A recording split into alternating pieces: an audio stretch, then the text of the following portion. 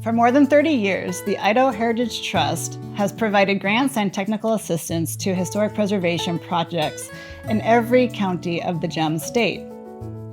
Hello, I'm Shannon Sardell, licensed historical architect with the Idaho Heritage Trust. I'm speaking to you today about the majestic McConnell Mansion in Moscow, Idaho, to shed some light on the standards for the treatment of historic properties compiled by the Secretary of the Interior, and how historic preservation experts, like myself, use these standards to inform our decisions when working with historic resources.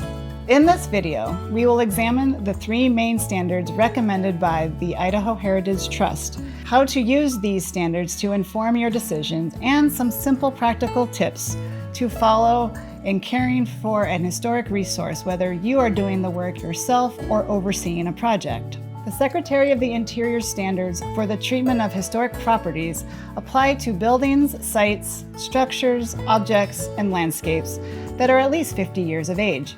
The standards were last updated in 2017, and each contains a number of recommendations that can be applied to a site, exterior, and/or interior building conditions. First, we have the standards for preservation. These include the act or process of applying measures necessary to sustain the existing form, integrity, and materials of a historic property.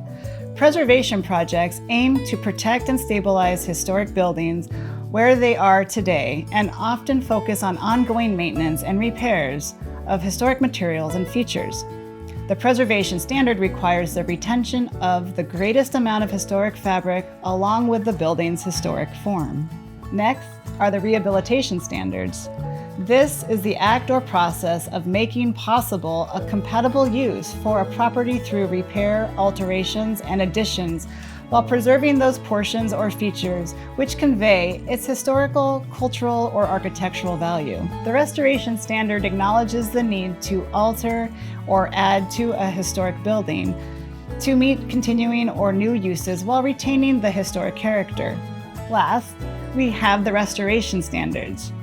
This is the process of accurately depicting the form, features, and character of a property as it appeared at a particular period of time by means of the removal of features from other periods in its history and reconstruction of missing features from the restoration period. Restoration allows for the depiction of a building at a particular time in its history by preserving materials, features, and finishes, as well as spaces from its period of significance and removing those from other periods. This standard can only be followed if there is clear and definitive drawing, photographic, and other historical indications of what will be restored. These standards are designed to foster and promote responsible preservation practices that protect Idaho's irreplaceable cultural resources. The grants supported by the Idaho Heritage Trust require applicants follow these standards to celebrate the existing and remaining character-defining features. Character-defining features are elements of a historic resource that are illustrative of a period or style. Features that, if missing, would not be able to tell the story of the building, landscape, object, structure, or site. The National Park Service explains a character-defining feature as a prominent or distinctive aspect, quality, or characteristic of a historic property that contributes significantly to the physical character, structures, objects, vegetation, spatial relationships, views, furnishings, decorative details, and materials may be such features. The character of a historic building may be defined by the form and detailing of exterior materials such as masonry, wood, and metal. Exterior features such as roofs, porches, and windows, interior materials such as plaster and paint, and interior features such as moldings and stairways, room configuration, and spatial relationships, as well as structure and mechanical systems, can also be character-defining features. Choosing the most appropriate treatment for a building requires careful decision-making about a building's historical significance. When deciding how to proceed, one should consider the levels of significance within your community, as well as Idaho. Physical conditions, proposed uses, regulatory requirements like city, zoning, and building codes. Since we are already here, let's use the McConnell Mansion as an example. Built in 1886 and listed individually on the National Register of Historic Places in 1974, this property is a mixture of Victorian-era styles that include Eastlake, Italianate, and Gothic Revival.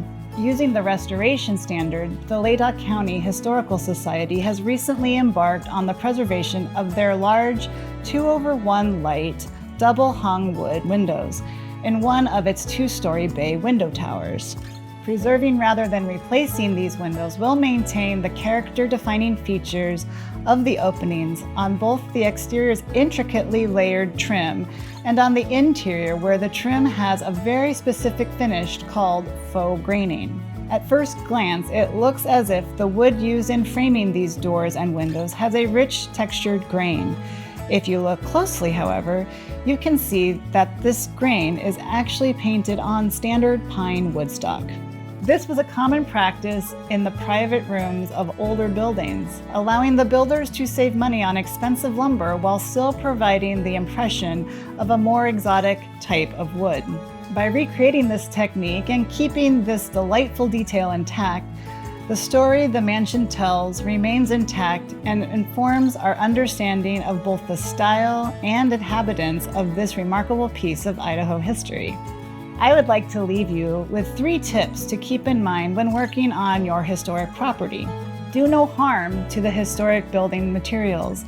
The guidelines are intended to promote responsible preservation practices that help protect irreplaceable cultural resources. Replace in kind if at all possible. Do not install unless you have good physical evidence or historical documentation. And consider strategies that are reversible in the future for better materials, methods, or techniques as they are developed.